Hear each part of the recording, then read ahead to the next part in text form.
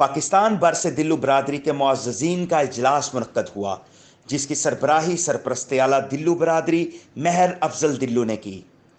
जिसमें मलक खिजर हयात दिल्लू बरादरी के सदर और महर हमीद अनवर दिल्लू को मुतफ़िक्का तौर पर जनरल सेक्रेटरी मुकर्रर किया गया।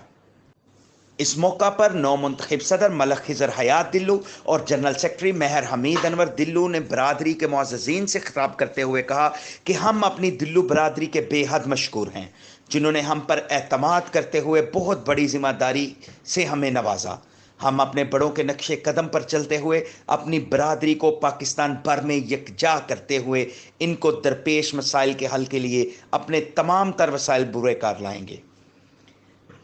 महर हमीद अनवर दिल्लू का मजीद कहना था कि हमारे दरवाजे अपनी बरादरी की खिदमत के लिए हर वक्त खुले हैं। महर हमीद अनवर दिल्लू को मुतफ़िक्का तौर पर बरादरी का जनरल सेक्रेटरी मुनक्कद होने पर